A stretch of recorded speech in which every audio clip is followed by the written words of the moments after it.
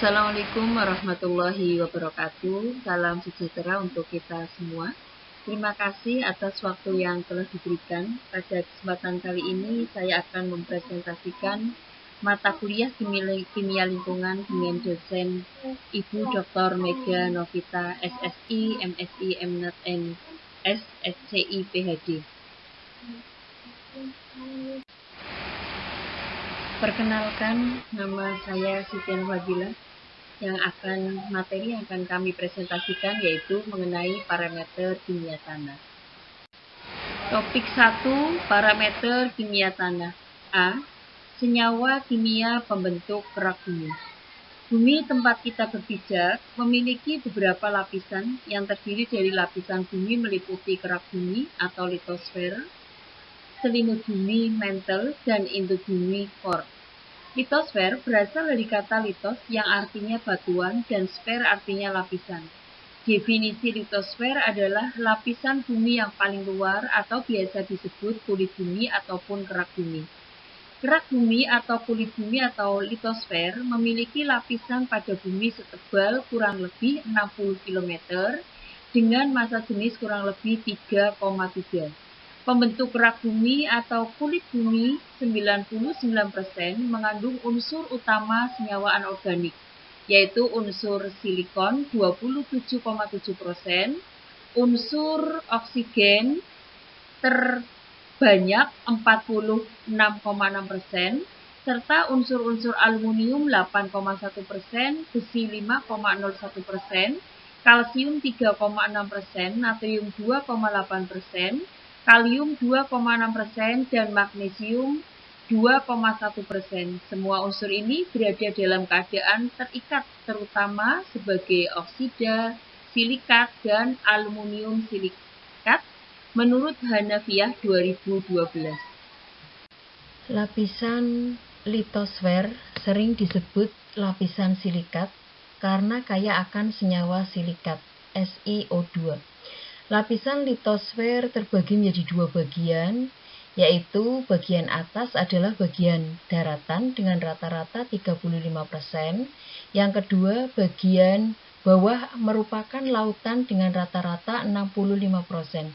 Dari penjelasan di atas bahwa tanah berada di bagian lapisan litosfer atau kerak bumi.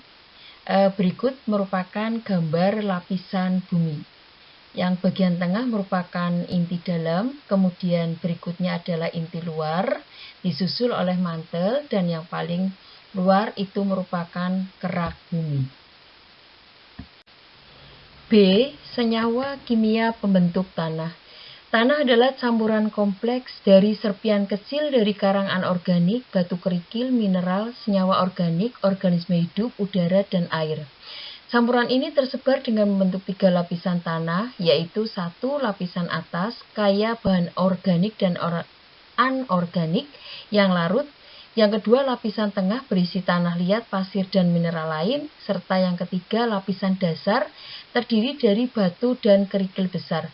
Proses pembentukan tanah ini dikenal sebagai pedogenesis. Proses yang unik membentuk tanah sebagai tubuh alam yang terdiri atas lapisan atau kita namakan horizon. Setiap horizon menceritakan mengenai asal dan proses fisika, kimia, serta biologi yang telah dilalui oleh tubuh tanah tersebut.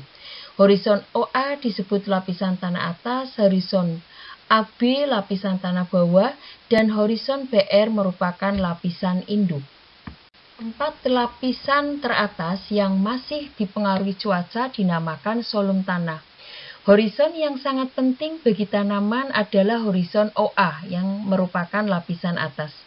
Warna pada tanah berwarna gelap karena adanya akumulasi bahan organik. Tanah yang berwarna gelap menunjukkan bahwa tanah tersebut tidak mengalami pelindian, leaching. Tanah yang berwarna terang atau pucat menunjukkan bahan organik tanah itu rendah atau telah mengalami pelindian hara intensif. Adapun profil tanah ini bisa dilihat pada gambar 4.2, yaitu yang paling atas ini adalah paling gelap, kemudian bagian bawahnya lapisan tengah, lapisan bawah ini yang paling bawah lapisan induk ini yang telah mengalami pelindian. Pembentukan horizon tanah meliputi 1. Horizon organik adalah lapisan tanah paling atas yang kaya akan bahan organik, merupakan lapisan yang paling subur. Yang kedua, horizon mineral terbagi menjadi 2 lapisan. Lapisan pertama, lapisan tanah yang sebagian besar mengandung mineral. Lapisan ini berwarna gelap karena mengandung humus dan campuran partikel mineral. Dalam lapisan ini masih campur bahan organik. Lapisan kedua, lapisan tanah yang banyak ditemukan mineral silika tanah atau kuarsa dengan rumus SiO2. Yang ketiga, regolit. Regolit adalah lapisan batuan yang cukup besar yang terbentuk oleh pelapukan batuan induk, sedimentasi, dan sebagainya. Senyawa kimia di dalam tanah merupakan hasil dari pelapukan bahan induk tanah dan pelapukan sisa organisme tanah. Pelapukan bahan induk tanah menghasilkan mineral primer dan sekunder. Mineral primer tanah umumnya penyusun induk tanah yang belum terlalu lapuk, sedang mineral sekunder banyak terdapat pada tanah yang telah mengalami perkembangan lanjut. Unsur penyusun senyawa organik terdiri dari atom karbon, hidrogen, oksigen, nitrogen, sulfur, halogen, atau fosfor.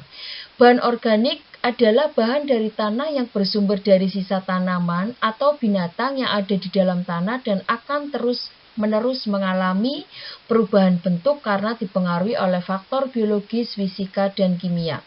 Secara kimia tanah merupakan gudang dan penyuplai atau nutrisi, yaitu senyawa organik, anorganik, sederhana, dan unsur esensial seperti N, PK, Ca, Mg, SCU, Zn, Fe, Mn, B, Cl, dan lain-lain.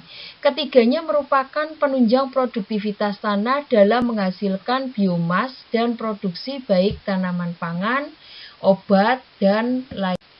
Bahan organik tanah sangat mempengaruhi karakteristik sifat kimia tanah. Adapun yang dipengaruhi antara lain warna, pH tanah, kandungan karbon organik, kandungan nitrogen, rasio karbon dan nitrogen C/N, kandungan fosfor tanah, struktur, kapasitas pertukaran kation, kandungan kation basa, kandungan kation asam, dan lain-lain.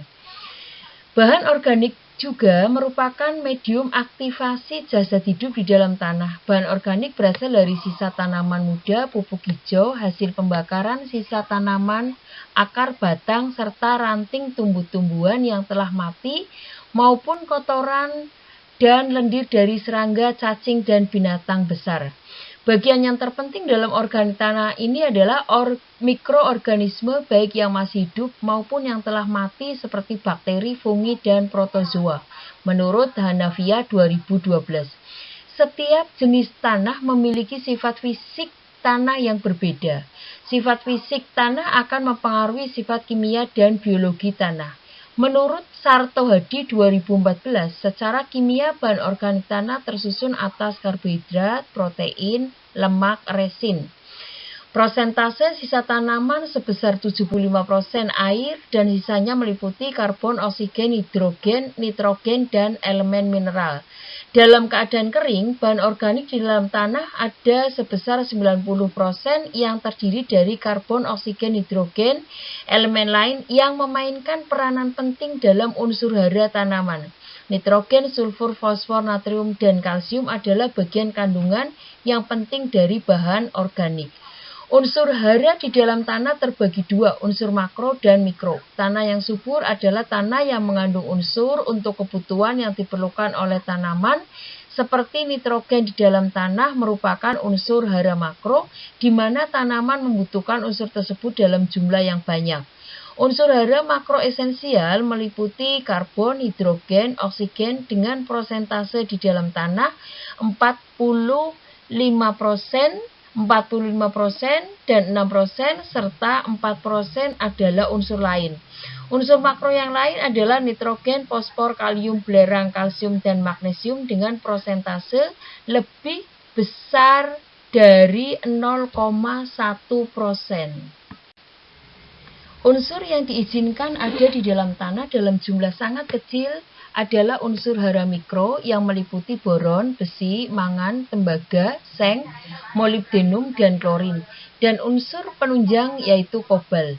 Unsur makro yang paling besar dibutuhkan oleh tanaman adalah nitrogen, di mana berperan dalam pertumbuhan tanaman untuk membentuk protein, lemak, serta senyawa organik lain. Kebutuhan nitrogen yang lain adalah untuk proses fotosintesis. Nitrogen diserap tanaman dalam bentuk amonium NH4+, dan nitrat NO3-.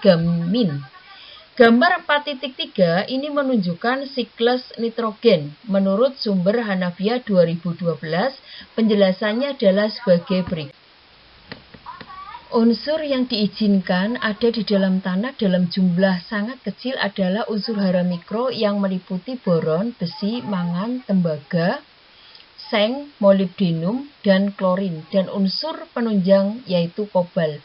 Unsur makro yang paling besar dibutuhkan oleh tanaman adalah nitrogen, berperan dalam pertumbuhan tanaman, membentuk protein, lemak, dan senyawa organik lain. Kebutuhan nitrogen yang lain untuk proses fotosintesis.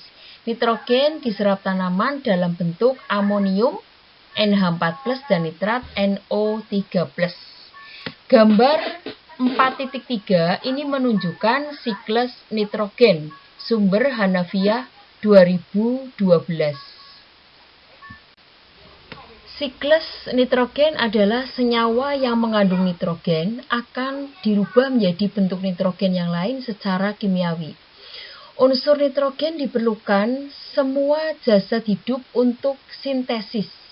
Siklus nitrogen terjadi beberapa proses reaksi, yaitu yang pertama amonifikasi, merupakan proses perubahan amoniak menjadi amonium dengan bantuan mikroba.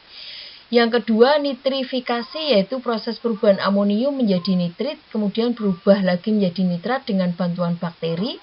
Yang ketiga, proses denitrifikasi, yaitu reduksi nitrat menjadi gas nitrogen, di mana terjadi di tempat tergenang. Yang keempat, fiksasi. Fiksasi nitrogen udara dilakukan oleh bakteri bintil akar rhizobium yang bersimbiosis dengan tanaman leguminosa atau kacang-kacangan, serta bakteri Azobacter aerobik dan Clostridium anaerobik. Nitrogen dari air hujan merupakan nitrogen yang terdapat di udara hasil pencemaran berbagai aktivitas manusia. Selain nitrogen, unsur kedua yang dibutuhkan oleh tanaman adalah fosfor. Unsur ini bertugas membentuk protein serta membantu proses asimilasi dan pernafasan, mempercepat pemasakan biji dan buah. Sedangkan unsur kalium membantu pembentukan protein, karbohidrat pada tumbuhan serta memperkuat bunga, daun, dan buah agar tidak mudah berguguran. Menurut Hanafiya 2012. Unsur yang lain seperti magnesium sebagai transportasi fosfat dalam tanaman, sedangkan kalsium, belerang, klor, besi, mangan, tembaga, seng merupakan faktor pertumbuhan bagi tumbuhan dan fungsinya membentuk hormon tubuh tanaman menurut Fadilah 2010. Parameter kesuburan tanah yang standar adalah pH tanah, kadar bahan organik, nitrogen, fosfor, dan kalium yang merupakan faktor sangat penting dalam hubungannya dengan pertumbuhan tanaman, produksi tanaman, serta fungsi dan keragaman mikroorganisme tanah. Parameter tanah tersebut umumnya sangat sensitif terhadap pengelolaan tanah. Utami 2009. Bahan organik merupakan sumber penyukat hara dan substrat bagi mikrobia tanah. Bahan organik tanah merupakan bahan penting untuk memperbaiki kesuburan tanah baik secara fisik, kimia, maupun biologi. Apabila tidak ada masukan bahan organik dalam tanah, akan terjadi masalah pencucian sekaligus kelambatan penyediaan hara. Penyediaan hara hanya terjadi dari mineralisasi bahan organik yang terdapat dalam tanah saja, sehingga mengakibatkan cadangan total karbon tanah semakin berkurang. Hanafiya 2012. Semua unsur hara mempunyai efek yang sama, yaitu merugikan pertumbuhan jika tidak tersedia bagi tanaman. pH optimum untuk ketersediaan unsur hara sekitar 7. Unsur karbon diperlukan mikroorganisme sebagai sumber energi dan nitrogen diperlukan untuk membentuk protein. Apabila jumlah karbon terbatas, nisbah C/N terlalu rendah, sehingga jumlahnya berkurang. Sebagai sumber energi, nitrogen bebas dapat terikat dengan memanfaatkan mikroorganisme. Jika karbon yang disediakan berlebih, C/N lebih besar dari 40, sedangkan jumlah nitrogen terbatas, akibatnya pertumbuhan organisme menjadi terhambat. Welles and Taney 2000. Tabel 4.2 berikut menunjukkan sifat kimiawi kesuburan tanah. Dilihat dari sifat kimia. Kemudian di sini apabila karbon organik kurang dari 1%, maka sifat kimia kesuburan tanah sangat rendah.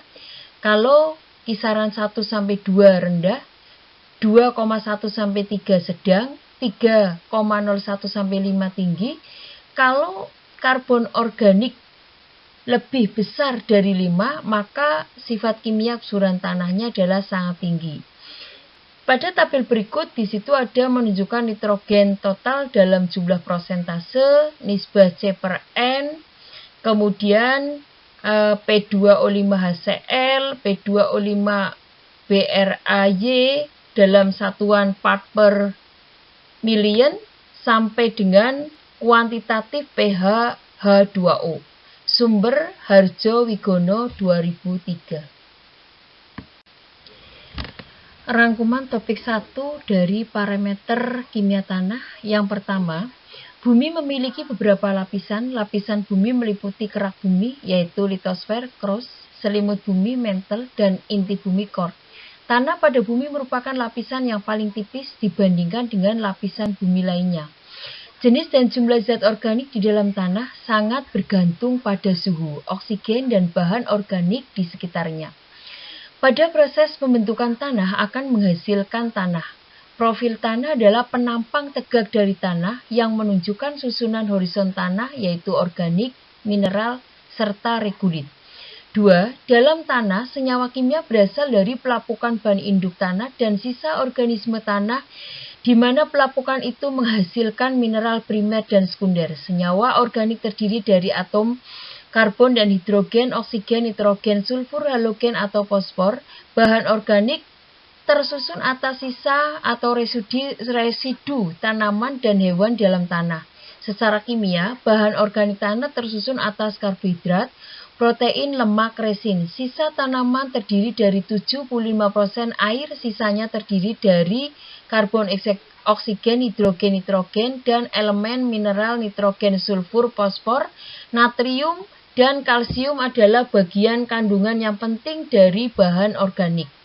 3. Unsur yang berjumlah sangat kecil adalah unsur hara mikro, seperti boron, besi, mangan, tembaga, seng, molibdenum, klorin, dan unsur penunjang yaitu kobalt.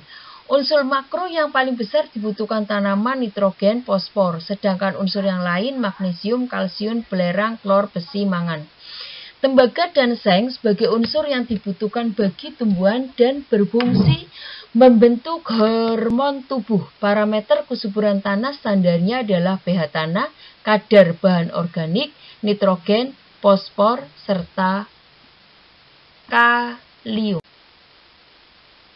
Topik 2, pencemaran tanah.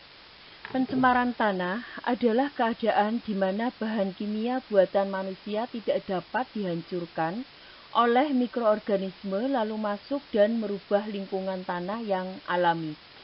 Pencemaran tanah menurut peraturan pemerintah nomor 150 tahun 2000 disebutkan bahwa kerusakan tanah untuk produksi biomasa adalah berubahnya sifat dasar tanah yang melampaui baku mutu kerusakan tanah. Jika suatu zat berbahaya telah mencemari permukaan tanah, maka ia dapat menguap, tersapu air hujan, dan atau masuk ke dalam tanah. Pencemaran yang masuk ke dalam tanah kemudian terendap sebagai zat kimia beracun di tanah. Zat beracun di tanah tersebut dapat berdampak langsung kepada manusia ketika bersentuhan atau dapat mencemari air tanah dan udara di atasnya. Komponen pencemar tanah meliputi kertas 4%, limbah bahan makanan 21%, gelas 12%, besi 10%, plastik 5%, kayu 5%, karet dan kulit 3%, kain atau serat tekstil 2%, dan terakhir adalah aluminium beserta logam lain 1%. Perbandingan bahan organik dan anorganik yang mencemari tanah dengan perbandingan organik anorganik yaitu 70 dibanding 30%. Perbedaan tanah tercemar dengan tanah yang tidak tercemar dapat dilihat pada tabel di samping. Pada tabel 4.1 menunjukkan perbedaan tanah tercemar dan tidak tercemar. Untuk tanah yang tercemar, yang pertama tidak subur, mengeluarkan bau busuk, kering, di dalam tanah terdapat logam berat, adanya sampah anorganik.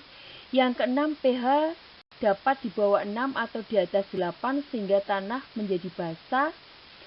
Kalau di bawah 6 berarti asam. Yang ketujuh, terjadi perubahan warna serta terjadi perubahan komposisi tanah atau struktur tanah. Sedangkan tanah yang tidak tercemar, tanahnya subur, tidak berbau busuk, tidak kering, gempal dan gembur, tidak ada logam berat di dalamnya, tidak terdapat sampah anorganik, pH tanahnya normal yaitu pH 6 dan 8, warna tanah hitam atau gelap karena kaya akan bahan organik, serta tidak mengalami perubahan komposisi tanah atau struktur tanah. Sumber pencemaran tanah. Pencemaran tanah dapat terjadi baik secara langsung maupun secara tidak langsung. Pencemaran yang terjadi secara langsung dibagi menjadi dua faktor internal, yaitu pencemaran yang ditimbulkan dari alam, contohnya letusan gunung, bencana banjir. Yang kedua, faktor eksternal, yaitu pencemaran yang diakibatkan oleh aktivitas manusia. Limbah yang bersumber dari aktivitas manusia itu sendiri disebut antropogenik polutan.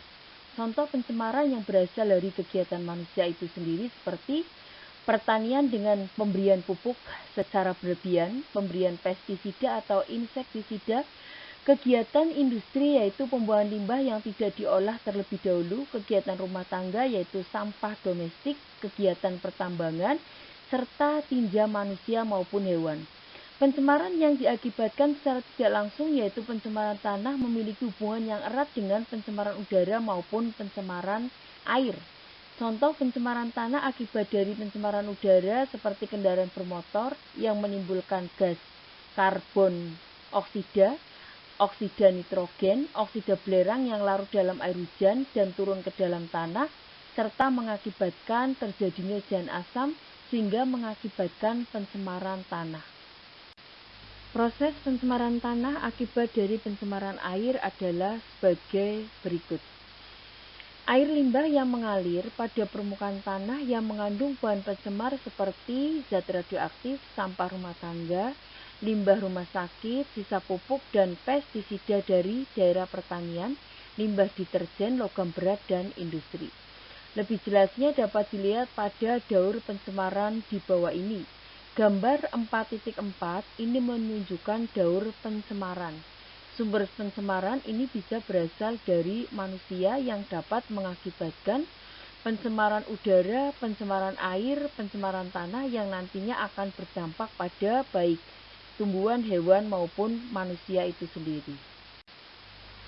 Pencemaran tanah ini mengakibatkan putusnya rantai makanan sehingga akan mengganggu organisme yang ada di dalam tanah atau biota tanah. Umumnya organisme tersebut dapat hidup dan berkembang biak pada pH 6,5 sampai 8,5 dengan kelembapan yang tinggi. Suhu yang nyaman bagi organisme dalam melakukan dekomposisi adalah 30 sampai 35 derajat Celcius atau bisa juga mencapai hingga suhu 45 derajat Celcius.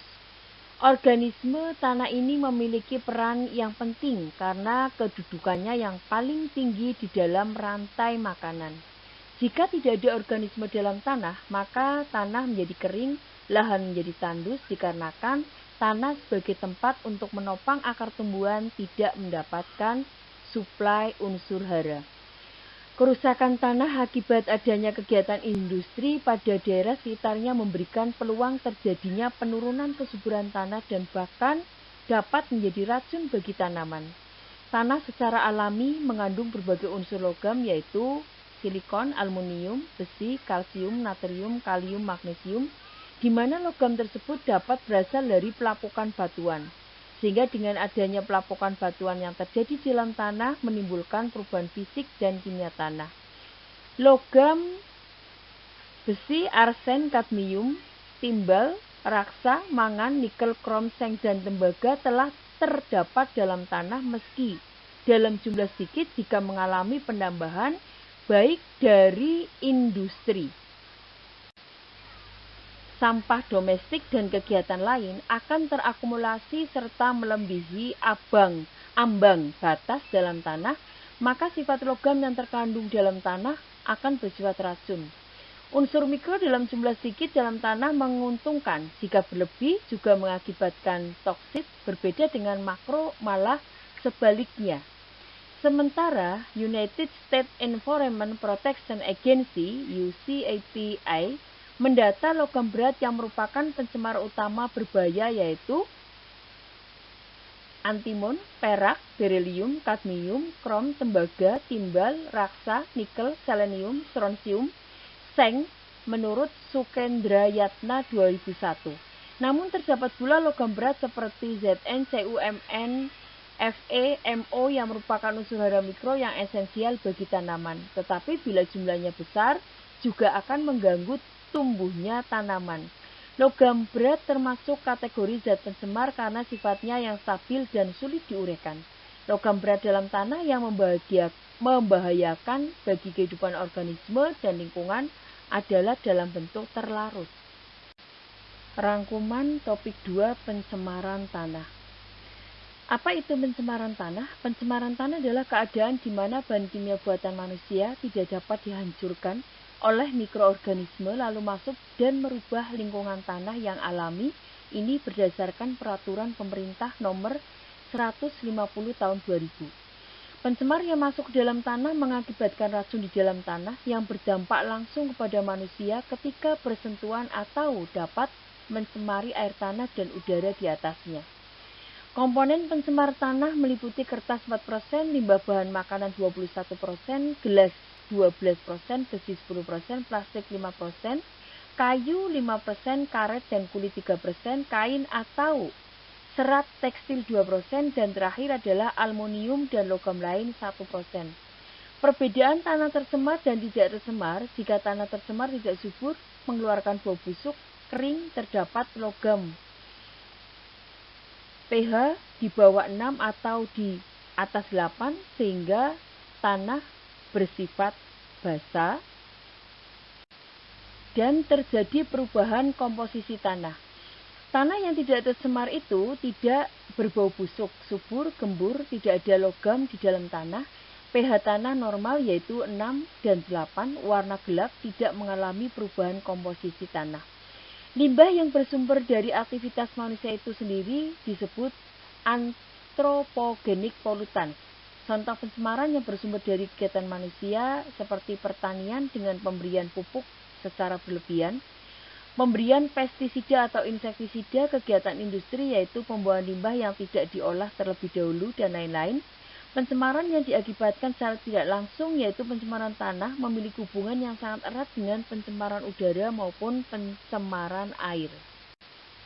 Pencemaran tanah ini mengakibatkan putusnya rantai makanan. Organisme yang ada di dalam tanah atau biota tanah, baik yang berukuran mikro maupun makro, dapat terganggu, sehingga mereka akan mati atau pergi mencari habitat yang baru. Organisme tersebut dapat hidup dan berkembang biak pada pH 6,5 sampai 8,5 dengan kelembapan yang tinggi dan suhu yang nyaman bagi organisme tersebut. Kerusakan tanah akibat adanya kegiatan industri pada daerah sekitarnya memberikan peluang terjadinya penurunan kesuburan tanah dan bahkan dapat menjadi racun bagi tanaman. Di dalam tanah sudah mengandung logam. Apabila logam berat diberikan pada tanah dalam jumlah berlebih akan menimbulkan proses pencemaran tanah. Berikutnya adalah topik 3, dampak kesehatan lingkungan akibat pencemaran tanah. Kita tidak dapat mengelak bahwa logam memiliki peran penting di sektor industri dan memberikan manfaat bagi manusia, namun dampak negatif yang diberikan tidak hanya manusia. melainkan berdampak pada lingkungan, yaitu jaringan tanaman dan hewan. A. Dampak pencemaran tanah pada lingkungan. 1. Tanah yang tercemar oleh sampah menimbulkan pencemaran udara karena mengandung gas yang terjadi dan rombakan sampah menimbulkan bau yang tidak sedap. 2. Tanah yang tercemar oleh sampah anorganik yang tidak dapat diuraikan oleh mikroorganisme mengakibatkan daerah sekitar pembuangan sampah mengalami kekurangan oksigen yang diambil dari udara di sekitarnya. Karena kekurangan oksigen menyebabkan kehidupan flora dan fauna menjadi terdesak atau lama-kelamaan menjadi tidak dapat tumbuh kembali.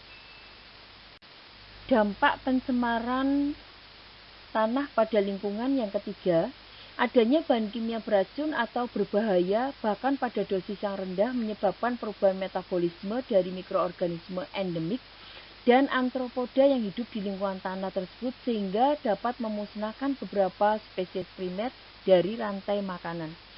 Dampak yang keempat, pada pertanian terutama perubahan metabolisme tanaman yang pada akhirnya menyebabkan penurunan hasil pertanian.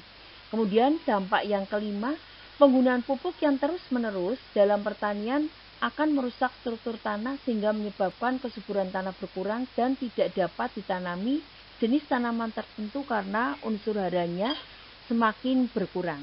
Sedangkan dampak yang keenam, penggunaan pestisida deterjen yang berlebihan akan merusak tanah dan terjadi infiltrasi dan akan mempengaruhi air tanah, flora, serta fauna tanah. Dampak yang ketujuh, tanah yang tercemar akan mengalami kekeringan karena nutrisi pada tanah tersebut tidak ada.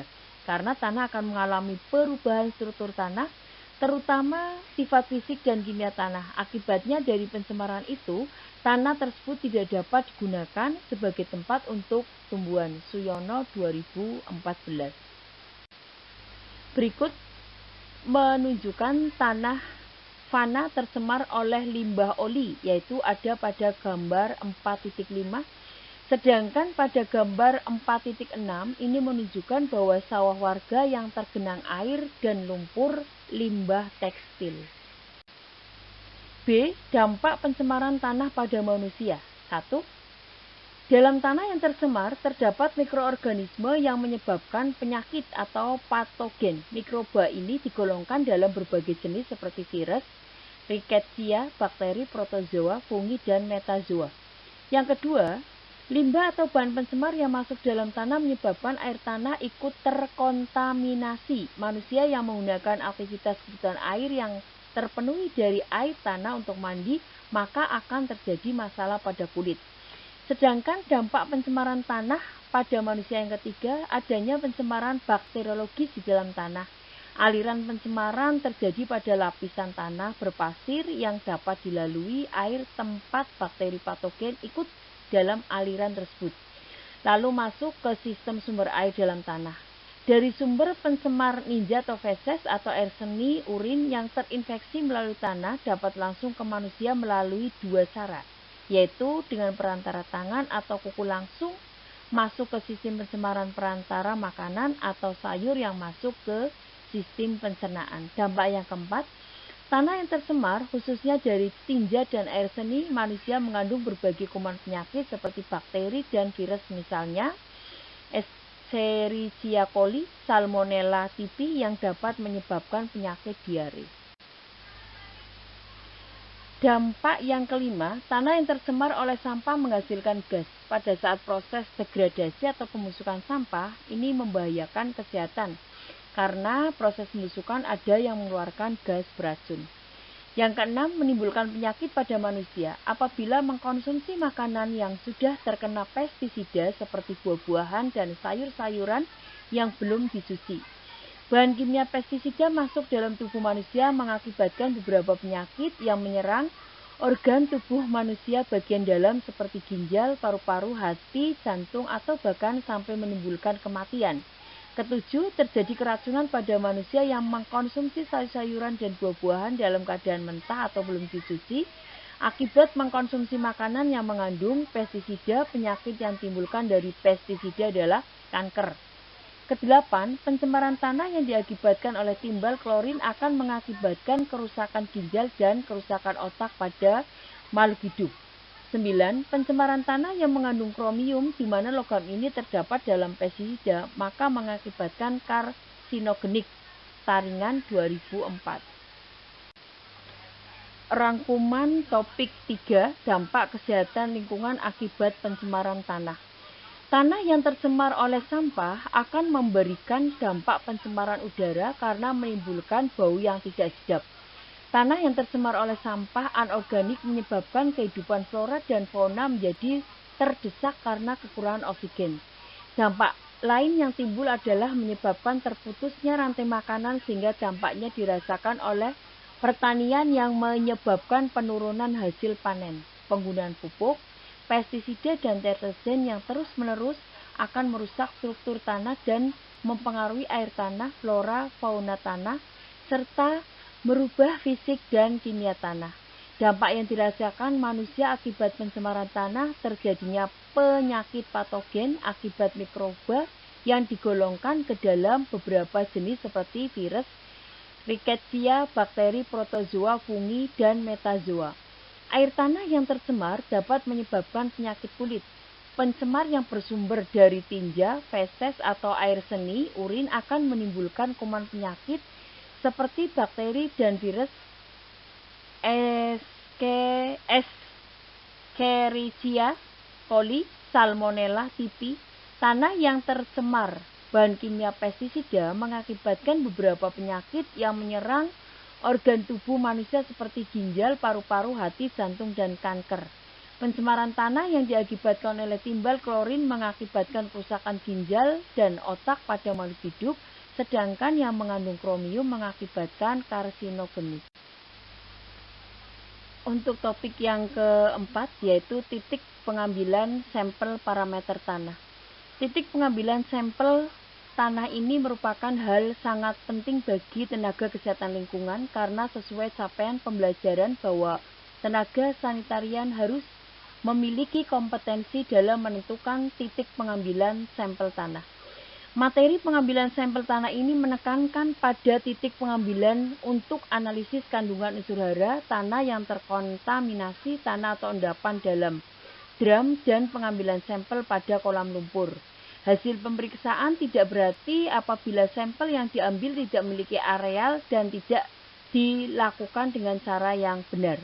Oleh karena itu, penentuan titik pengambilan sampel tanah merupakan tahapan terpenting di dalam program uji tanah. A. Beberapa faktor yang harus diperhatikan untuk menentukan pengambilan contoh uji berdasarkan kedalaman tanah yang akan disampling yaitu 1.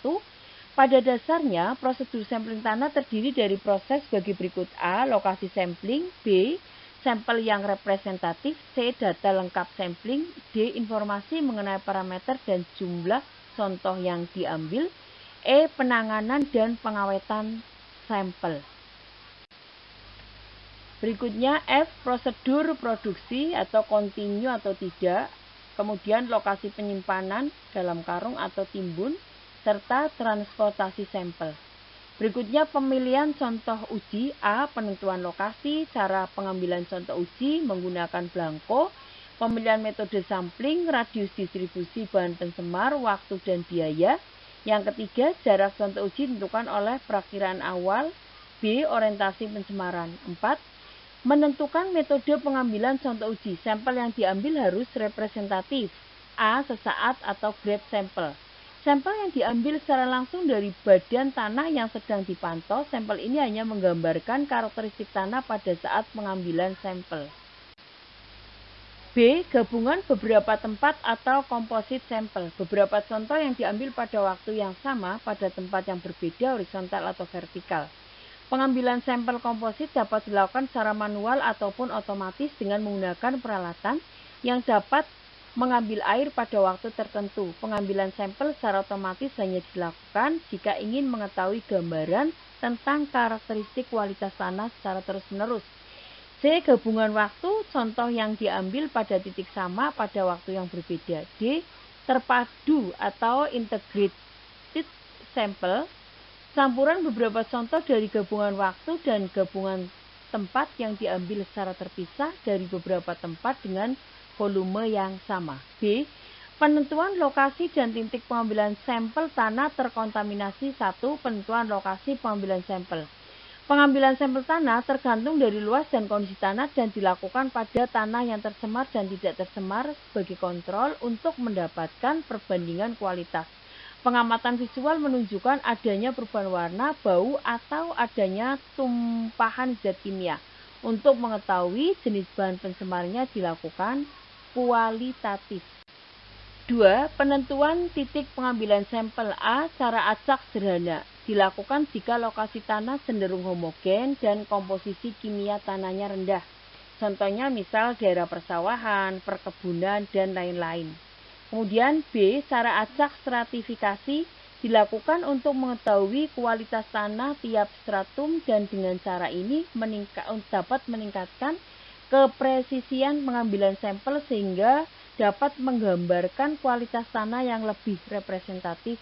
Cara ini dilakukan pada daerah yang mempunyai perbedaan topografi, jenis vegetasi, tipe tanah, ataupun perkiraan paparan kontaminan. Untuk melakukan cara ini didahulukan dengan melakukan kegiatan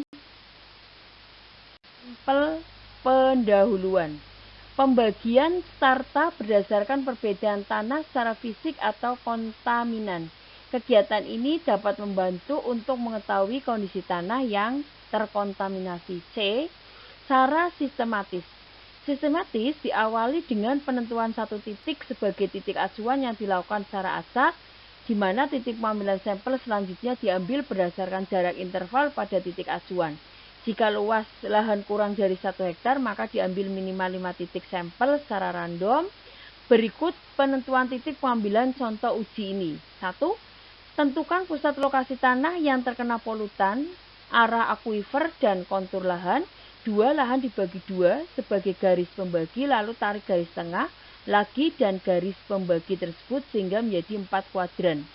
3. Lalu pilih lokasi pengambilan sampel pada setiap kuadran dengan berbagai kedalaman yaitu 0 sampai 0,1 meter, 0,5 sampai 0,6 meter, serta 0,9 sampai 1 meter.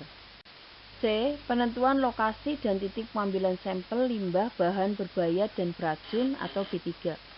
Penyimpanan limbah B3 dalam drum dapat dilakukan jika limbah tersebut dapat diolah dalam waktu tertentu. Kegiatan penyimpanan limbah B3 dimaksudkan untuk mencegah terlepasnya limbah B3 sehingga potensi bahaya terhadap manusia dan lingkungan bisa dihindari. Untuk mengetahui besarnya konsentrasi limbah B3 yang sejenis di sejumlah drum dengan menggunakan rumus sebagai berikut. X sama dengan akar 3 dari N, di mana X adalah jumlah drum yang mewakili untuk diambil sampel limbah B3-nya, N menunjukkan total jumlah drum limbah B3 yang jenis. Berikut jumlah drum limbah B3 yang jenis yang mewakili untuk diambil sampel. Jumlah drum limbah B3 yang mewakili untuk diambil sebagai sampel ada pada tabel 4.2. Jumlah drum limbah B3 2 sampai 8, maka jumlah drum limbah B3 yang diambil sampelnya 2. Jika total drum limbah B3 kisaran 9 sampai 27, jumlah drum limbah B3 yang diambil sampelnya 3. Kalau total drum limbah B3 28 sampai 64, maka jumlah drum limbah B3 yang diambil 4. Kalau total drum limbah B3 65 sampai 125, maka jumlah drum limbah B3 yang diambil 5, sampai dengan apabila total drum limbah B3 730 sampai 1000, maka jumlah drum limbah B3 yang diambil sampelnya 10. Sumber Anwar 2002. Menentukan jumlah drum limbah B3 yang mewakili untuk diambil sampelnya dilakukan hal-hal sebagai berikut. 1. Hitung jumlah total drum yang berisi limbah B3 yang sejenis. 2. Lakukan identifikasi nomor berurutan mulai dari 1 hingga jumlah total drum limbah B3 yang sejenis. Yang ketiga, menentukan jumlah drum yang mewakili sampel dapat menggunakan rumus dan tabel di atas. 4. Ambil secara acak drum limbah B3 yang mewakili dengan metode random number generator. 5. Lalu ambillah sampel dengan acak. Jika diperlukan pengambilan sampel limbah B3 berdasarkan kedalaman, drum dibagi beberapa lapisan sesuai tujuan. Setelah mengambil sampel di setiap lapisan, maka sampel tersebut dicampur agar homogen dan siap dianalisis. 1. Wadah atau karung atau drum. A. Untuk limbah homogen, sampel yang diambil. Untuk limbah homogen, sampel yang diambil dengan rumus akar 3 dari N, di mana N jumlah karung atau drum. Misal jumlah karung 27 buah, maka ada 3 karung yang diambil secara acak atau random. Kemudian untuk limbah non-homogen. Yang kedua, untuk mengantisipasi 1. Adanya endapan, 2. Fase cair yang kental, 3. Keragaman jenis limbah yang dibuang. Maka dalam pengambilan sampel minimal kedalamannya 25 cm. Yang ketiga, kolam air limbah atau lagoons dan uji landfill. A. Kolam semi padat yaitu drum, kemudian B. Landfill atau padat. Yang keempat, tangki atau sama dengan drum. Untuk tangki yang ada lubang atau keran inspeksi, maka pengambilan secara random berdasarkan waktu-waktu tertentu. 5. Timbunan limbah. A. Untuk sampel homogen, sampel diambil pada bagian yang mudah diambil. B. Untuk sampel yang non homogen, maka pengambilannya secara acak. 6. Pengambilan awal pada kedalaman 0 sampai 10 cm untuk tanah yang telah tercemar dapat diambil pada kedalaman 0,1 cm, 10 sampai 30 cm, 30 sampai 50 cm. 7. Jumlah contoh uji pengambilan awal sampel 5 contoh uji dan selanjutnya bisa mencapai 50 contoh uji. Respirasi mikroorganisme tanah mencerminkan tingkat aktivitas mikroorganisme tanah. Pengukuran respirasi atau mikroorganisme tanah merupakan cara yang pertama kali digunakan untuk menentukan tingkat aktivitas mikroorganisme tanah. Pengukuran respirasi telah mempunyai korelasi yang baik dengan parameter lain yang berkaitan dengan aktivitas mikroorganisme tanah seperti bahan organik tanah, transformasi nitrogen, pH, dan rata-rata jumlah mikroorganisme. Penetapan respirasi tanah didasarkan pada penetapan jumlah CO2 yang dihasilkan, jumlah O2 yang digunakan oleh mikroba tanah.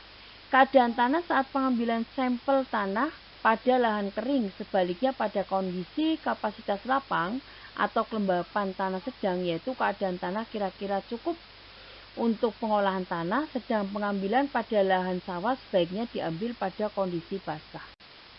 D. Penentuan lokasi dan titik pengambilan pemupukan atau kesuburan tanah. Syarat pengambilan contoh tanah yang baik sebagai berikut. 1. Memperhatikan perbedaan sifat topografi atau karakteristik tanah dan warna, serta perbedaan lain yang menimbulkan kelalaian. 2. Merupakan contoh tanah individual dalam hal ini. A. Jika tanah homogen, maka ambil 20-50 tanah. C. Selanjutnya dikumpulkan dan dicampur. C. Jika tanah homogen luas, ambil 2-5 hektar yang terdiri dari suatu contoh tanah individual. 3. Tanah khusus seperti tanah sekitar perumahan, jalan, tanggul, pesawahan, selokan, tanah bekas, daerah pembakaran. Dengan memperhatikan 3 faktor di atas, diharapkan analisa yang diperoleh dapat menjadi tindakan untuk mengatasi gejala defisiensi. Cara pengambilan contoh tanah. 1. Perhatikan kebersihan permukaan tanah harus bersih dari tanaman dan kotoran lainnya. 2. Tanah individual diambil menggunakan bor tanah dalam 10-20 cm. 3. Selanjutnya tanah individual dicampur hingga merata dan bawa ke tempat yang teduh. 4. Berat tanah kering yang diperlukan 500-1000 gram. 5. Petunjuk di atas dapat ditulis secara jelas pada label yang ditaruh dalam dan di luar. Jika yang di luar rusak, masih ada label yang di dalam. Pengambilan sampel tanah berdasarkan kedalaman perlu dilakukan karena alasan tertentu. Tingkat kedalaman tergantung pada tujuan yang akan dicapai. Berikut masa-masa kedalamannya. 1. Pada kedalaman 0 sampai 30 cm diperlukan untuk mengetahui kualitas humus atau daerah aktivitas akar tanaman. 2. Pada kedalaman lebih besar dari 5 cm digunakan untuk mengetahui deposit asam akibat pengaruh dari hujan asam. 3. Pada kedalaman 30 sampai 100 cm diperlukan untuk mengetahui pergerakan zat-zat kimia dalam tanah akibat tumpahan zat kimia. Untuk menghemat biaya, maka pengambilan sampel berdasarkan pada kedalaman tertentu dengan menggunakan peralatan pengambilan sampel core drill atau menggunakan alat auger. Sebelum dianalisis di laboratorium, tanah yang telah diambil dicampur dulu agar homogen. 1. Satu, hal-hal yang perlu diperhatikan. A. Jangan mengambil sampel tanah dari galengan, selokan, bibir teras, tanah tererosi sekitar rumah dan jalan, bekas pembakaran sampah atau sisa tanaman atau jerami, bekas penimbunan pupuk, kapur dan bahan organik, dan bekas penggembalaan ternak. B. Permukaan tanah yang akan diambil sampelnya harus bersih dari rumput-rumputan, sisa tanaman, bahan organik atau serasa, dan batu-batuan atau kerikil. C. Alat-alat yang digunakan bersih dari kotoran dan tidak berkarat. Kantong plastik yang digunakan sebaiknya baru, belum pernah dipakai untuk keperluan lain. D. Berat contoh uji diambil sekitar 1000 gram setiap titik sampling.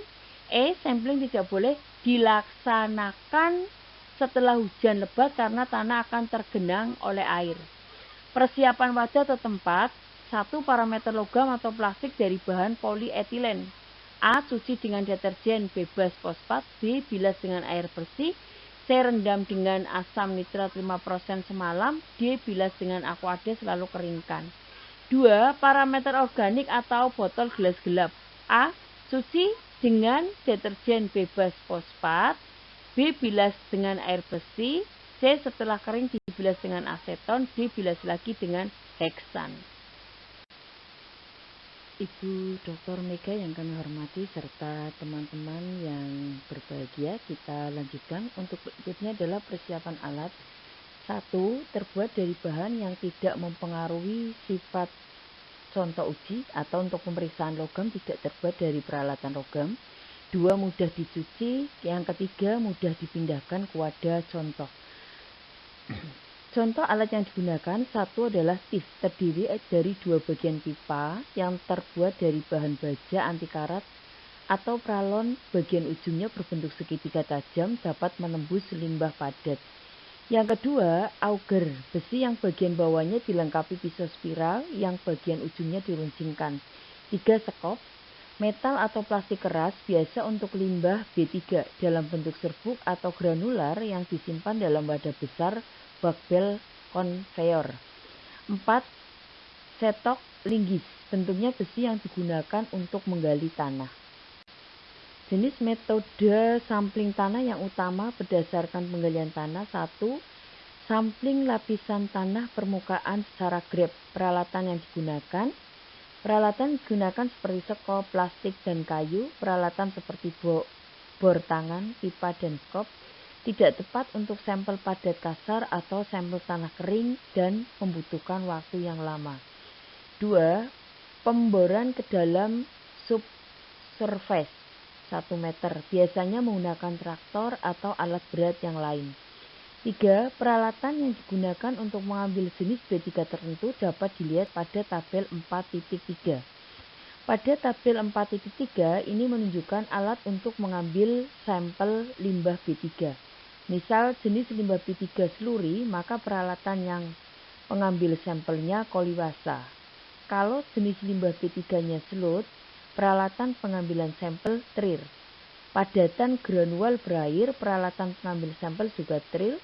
Sedangkan jika jenis limbah B3-nya berupa padatan granual kering, maka peralatan pengambil sampel tif. Pasir granual serbuk padat, alat yang digunakan auger, padatan butir besar, alat yang digunakan larger trier. Untuk pengukuran parameter yang harus dilakukan segera di lapangan karena setiap saat parameter lapangan ini akan berubah, yaitu kelembapan, suhu, maupun daya hantar listrik. Identifikasi atau pemberian label pada contoh uji. Label adalah keterangan yang terdapat di bagian luar kemasan sebuah sampel. Di label sampel biasanya terdapat kalimat yang menunjukkan nomor sampel, kode sampel, metode sampling, waktu yaitu tanggal dan pukul, cuaca, dan lokasi pengambilan sampel, parameter, petugas pengambil sampel. Ketika pengambilan sampel selesai dilakukan, setiap wadah harus diberi label untuk identifikasi. Label identifikasi ini digunakan untuk ketelusuran rekaman sehingga dapat terhindar dari kekeliruan. Contoh identifikasi sampel tanah diperlihatkan pada gambar di bawah ini. Identifikasi sampel terdiri dari nomor sampel, kode sampel, metode sampling, tanggal pengambilan sampel, juga pukul di situ ada, cuaca, lokasi pengambilan di mana, parameter yang dianalisis, serta para petugas pengambil sampel. Pengawetan dan pengiriman sampel tanah ke laboratorium. Sebelum dilakukan pengiriman ke laboratorium tanah harus dilakukan pengawetan. Sampel tanah diawetkan dengan cara didinginkan, yaitu memasukkan dalam cool box. Hindari sampel tanah terkena sinar matahari secara langsung. Pengemasan sampel perlu dipertimbangkan. Pengemasan sampel dapat mengurangi kontaminasi, degradasi, dan deteriorasi. Wadah sampel juga harus didesain sedemikian rupa agar mudah dikemas dan tidak mempengaruhi sampel. Beberapa sampel lingkungan mempunyai batas waktu simpan yang kurang dari sehari. Batasan waktu simpan ini disebabkan karakteristik sampel lingkungan yang dapat berubah antara waktu pengambilan sampel sampai diterima di laboratorium. Perubahan karakteristik tersebut diakibatkan oleh beberapa hal. 1. Lamanya waktu transportasi. 2. Penyimpanan dalam wadah yang kurang tepat. 3. Pada suhu yang terlalu tinggi atau terlalu rendah. 4. Pada pH tinggi atau rendah. 5. Tanpa pengawetan yang memadai. Pertimbangan utama melakukan analisis sampel di lingkungan sesegera mungkin di laboratorium lebih disebabkan adanya batasan waktu simpan dan masing-masing parameter yang harus dianalisis ketimbang masalah wadah sampel atau pengawetannya. Beberapa usaha yang dapat dilakukan untuk menyelesaikan masalah ini antara lain: 1. Sampel yang telah diambil sesegera mungkin didinginkan, suhunya kisaran 3 derajat sampai 4 derajat Celcius, namun tidak sampai dibekukan. Kemudian segera kirim ke laboratorium dalam waktu kurang 24 jam. Yang kedua, usahakan mendapatkan laboratorium yang kompeten yang berada di dekat lokasi pengambilan sampel sehingga dapat dilakukan analisa sesegera mungkin. Untuk yang ketiga, bila memungkinkan gunakan kurir atau jasa pelayanan pengiriman agar sampel dapat diterima di laboratorium sebelum batas waktu maksimum waktu simpan. Yang keempat, pengiriman sampel tanah melalui darat dengan kendaraan atau kereta api harus memenuhi peraturan setempat yang ditentukan, sedangkan sampel lingkungan yang diangkat melalui udara harus memenuhi peraturan penerbangan internasional. Yang terakhir, memenuhi peraturan setempat yang ditentukan, sedangkan sampel lingkungan yang diangkut melalui udara harus memenuhi peraturan penerbangan internasional. Ringkasan, faktor dalam menentukan pengambilan contoh uji berdasarkan kedalaman tanah yang akan disampling yaitu: 1. Menentukan prosedur sampling tanah. 2. Pemilihan contoh uji. Yang ketiga, menentukan jarak contoh uji. Metode pengambilan contoh uji yaitu sesaat atau grab sampel, gabungan waktu terpadu yaitu integrate sampel, penentuan lokasi dan titik pengambilan sampel tanah terkontaminasi tergantung dari luas dan kondisi tanah. Titik pengambilan sampel dapat dilakukan secara acak sederhana, acak stratifikasi, dan sistematis. Cara acak sederhana, cara acak stratifikasi, cara sistematis. Titik pengambilan sampel selanjutnya diambil berdasarkan jarak interval pada titik acuan. Apabila luas lahan kurang dari 1 hektar, maka diambil minimal 4 titik sampel secara random. Dengan menentukan pusat lokasi yang terkena polutan, maka lahan dibagi 2 sehingga menjadi 4 kuadran. Memilih lokasi pengambilan sampel di setiap kuadran dengan kedalaman 0 sampai 0,1 meter, 0,5 sampai 0,6 meter, serta 0,9 sampai 1 meter. Kegiatan penyimpanan limbah B3 untuk mencegah terlepasnya limbah B3 sehingga potensi bahaya terhadap manusia dan lingkungan dapat dihindari. Konsentrasi limbah B3 yang sejenis di sejumlah drum dapat menggunakan rumus X sama dengan akar 3 dari N. Syarat pengambilan contoh tanah yang baik yaitu memperhatikan perbedaan sifat topografi atau watak tanah, warna, dan perbedaan lain yang menimbulkan kelalaian, merupakan contoh tanah individual. Cara pengambilan contoh tanah meliputi kebersihan permukaan tanah. Tanah individual diambil menggunakan bor tanah sedalam 10-20 cm. Tanah individual dicampur hingga merata. Berat sampel yang diperlukan 500 hingga 1000 gram, kemudian diberi etiket. Kedalaman 0-30 cm untuk mengetahui kualitas humus. Kedalaman lebih besar dari 5 cm untuk mengetahui deposisi asam. Kedalaman 30-100 cm diperlukan untuk mengetahui pergerakan zat-zat kimia dalam tanah akibat tumpahan zat kimia. Meminimalkan biaya cara komposit kedalaman dengan menggunakan peralatan core drill atau dapat menggunakan auger. Identifikasi atau pemberian sampel harus diberi label. Selama perjalanan dari lapangan ke laboratorium, sampel tanah harus dijaga sedemikian rupa agar keutuhan sampel tetap terpelihara. Apabila diperlukan, tindakan perbaikan dapat dilakukan selama transportasi sampel sesuai dengan tingkat ketidaksesuaian yang terjadi. Pertimbangan utama melakukan analisis sampel lingkungan sesegera mungkin di laboratorium disebabkan adanya batasan waktu simpan dan masing parameter yang harus dianalisis. Dalam pengiriman sampel harus disertakan formulir pengambilan sampel untuk dasar tindakan pencegahan atau tindakan perbaikan jika diperlukan.